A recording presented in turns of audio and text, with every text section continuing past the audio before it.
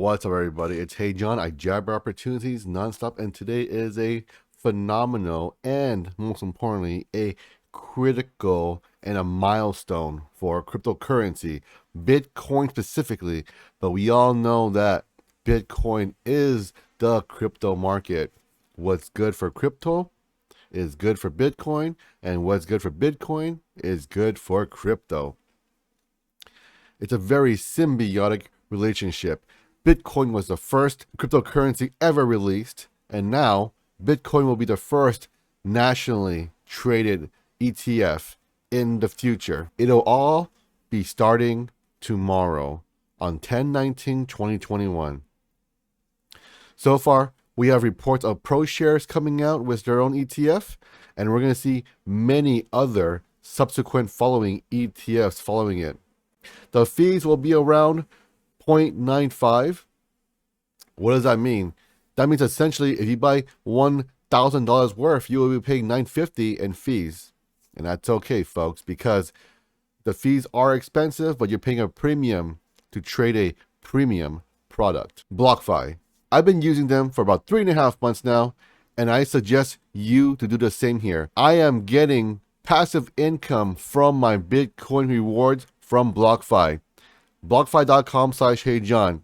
Every transaction you make with your Visa signature card, you will get 3.5% in Bitcoins. Folks, that is a phenomenal offer. Do not sleep, because Bitcoin is going to the moon. So you don't want to miss out on this amazing opportunity. So we know tomorrow Bitcoin will be traded on a futures platform. But what are futures, right? Again, I want to reiterate, futures are trades covering an underlying asset. For example, oil. When you trade the futures, you're saying, hey, in the future price, it'll be X, Y, and Z. And if you do not meet that contract and roll it over for the next month, then you would take delivery on such said items here. For oil, it'll be very hard, right? Because you buy tons of barrels, where you can get it from, right? So there's a different kind of issue with that. That's kind of why there are oil futures and commodities in general here. Same with aluminum, iron, steel, etc. here. But Bitcoin is a digital asset, so taking delivery of it, it is as simple as typing in some numbers and boom, it's done. But the Bitcoin ETFs are not trading on the underlying asset of Bitcoin. This is trading on the premise of Bitcoin. So what does that mean? That basically means that you cannot roll it over every month and take out and take delivery of these Bitcoin assets. You are essentially trading on a, I would say, a derivative in a sense, where it's not the real thing in a sense where you can trade the underlying asset of Bitcoin itself. You're trading on the idea of Bitcoin. Well, that's fine too, because the point is that you can make money. So think of this as trading on Robinhood essentially, right? But on a much larger scale, where you have access to institutional investors and retail investors from abroad and everywhere in the United States of America, because anyone can now trade it in a sense where if their brokerage allows them to trade this particular ETF, the ProShares, then yeah, you can buy the Bitcoin ETF. So what does this all mean for cryptocurrency? Bitcoin is seeing a milestone. That's fantastic. We're seeing reports of 60K being the new support. We're seeing reports of Bitcoin being estimated to go to 100K. So we have a few scenarios here, folks, a few scenarios. Number one is that you are buying the rumor of Bitcoin being listed as an ETF, and then when it drops tomorrow, you'll be seeing a strong sell-off here, right? Because you're seeing people buy into the news and sell to the rumor here. Because everyone's saying, oh my God, there's an ETF of Bitcoin. And we all know that now. And it's most likely coming tomorrow. Not a guarantee, but very, very likely. So the question is, will it sell off tomorrow? Or the other scenario, number two, the other narrative is that this is just the beginning. There will be an influx of money, and it will push Bitcoin so hard, so high, and so fast. And we will see a continued rally. While this is a coin toss because nobody knows, literally, I am inclined to believe that this is more bullish than bearish news. So I believe scenario 2 is a likely outcome of what I believe will happen. Let me know in the comment down below of what you think will happen. Scenario 1, scenario 2, or scenario 3. Let me know what scenario do you think will happen. I'm very curious to see what your inquisitive mind thinks of this Bitcoin ETF possibly and very likely being released tomorrow. Dogecoin and Shiba Inu coin, where are they going? I think that's a very fair question because I think they're going to the moon as well. There's a reason why I say Dogecoin is a lagging indicator. We are starting to see Dogecoin rise. It went up to about 27 cents literally a few hours ago, and it was at 23 a few hours ago as well. So now we're seeing the possible scenario of number one, where people are buying the rumors of Bitcoin and now they're selling the news, and now they're flowing their money into a cheaper altcoin such as Dogecoin with their profits, therefore pushing the price higher. So I believe that's one of the drivers of why Dogecoin is rising. But is it rising fast enough? Absolutely not. But I believe it will, though. It will take some more time and some more patience, because I believe, because when Bitcoin starts to rise and peak at, say, 100K, you're going to see people walking out with huge amount of bags of profit. And then these people are going to want to get greedy because they say greed is good, and they're going to want to maximize and go into a round two of profits. And guess what? By then, the altcoins will be that much cheaper compared to Bitcoin, and they will have tons of profits to triple or quadruple or even 10x their money, and they're going to flow it in there, and boom, we're going to see Dogecoin rocket so hard and so fast. I hope you're strapped in. I hope you're the seatbelt on, and I believe we're also going to see Shiba Inu ride this rocket as well, because so far I've been seeing Dogecoin and Shiba Inu, they're very close. But lately, Shiba Inu has been outperforming Dogecoin, and for a good reason. The simple reason is that it has higher yields and you can make more potential money. And I would say most Dogecoin retail investors are here to make a buck, and they want to make more yields. So what gets you more yields? 10x in Dogecoin or 1000x of Shiba Inu? I think I will risk more on Shiba Inu because of high risk, high reward. And of course, you'll have Dogecoin Maxi saying, shame on you, Shiba Inu coin. But I say to you guys, you know what? Don't be a maxi of anything. Only be a maxi of profit, okay? Be a profit maxi. Not a Bitcoin maxi, not a Dogecoin maxi, not a stock maxi, not a gold or silver maxi. Be a profit maxi and go where the money goes, folks. It is that simple.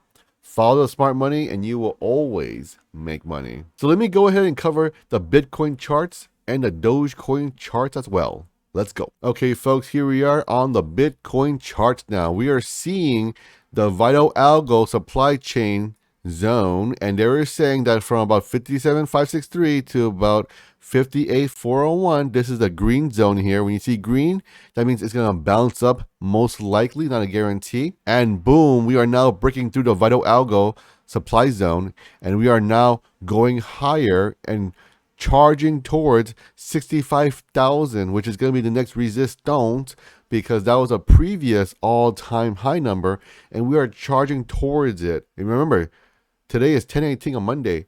Tuesday, tomorrow, is when the ETF gets released. So when that happens, are we going to break through the resistance with vigor and conviction, or are we going to pull back? Your guess is as good as mine, folks. It's a coin toss, literally. Again, leave me a comment down below of what you think of what happened. I would say currently, if you're in Bitcoin, there is no shame in taking profits, but know that it can go a lot higher or it can pull back just as hard.